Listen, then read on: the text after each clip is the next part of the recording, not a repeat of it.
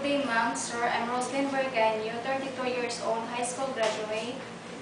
Where do you want to go in Hong Kong, Miss Rosalie? I want to earn more money for my family. Okay, how are you, Miss Rosalie? I'm fine, thank you. Did you work abroad before? Yes, ma'am. Where? Singapore and Lebanon. So, in Singapore for how long? 2 years, ma'am. How many members of the family? There are 5 and 3 children. How old were the children? 6 years old, 11, and 13 years old. So, what were your main duties in Singapore? Take care of the children, ma'am. Okay. Lebanon? Take care of the disabled person.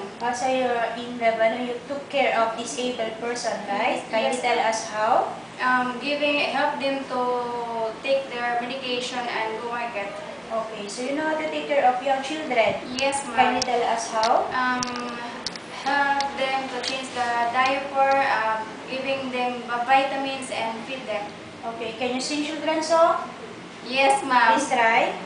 1 little, 2 little, 3 little angels, 4 little, 5 little angels. Okay, do you know how to cook?